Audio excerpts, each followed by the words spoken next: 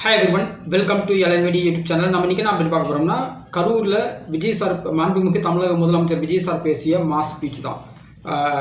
ஷார்ப்பாக 5 பாயிண்ட்ஸ் மட்டும் எடுக்கிறோம். நம்ம இன்றைக்கி கரூரில் தன்னுடைய மனசில் இருந்த பாரத்தை இறக்கி வச்சிருக்கான்னு சொல்லலாம். அதாவது அவர் அன்றைக்கி நடந்த விஷயங்களுக்கு இன்றைக்கி சரியான பதில் கொடுத்துருக்காரு. அதாவது நாங்கள் மற்ற ஏரியாக்களுக்கு போயிருந்தோம், அந்த ஏரியாக்களெல்லாம் இங்கே கூட்டம் அதிகம் சேரக்கூடும், நீங்கள் வராதீங்கன்னு சொன்னாங்க, நாங்கள் கேன்சல் பண்ணிட்டு போயிட்டோம்.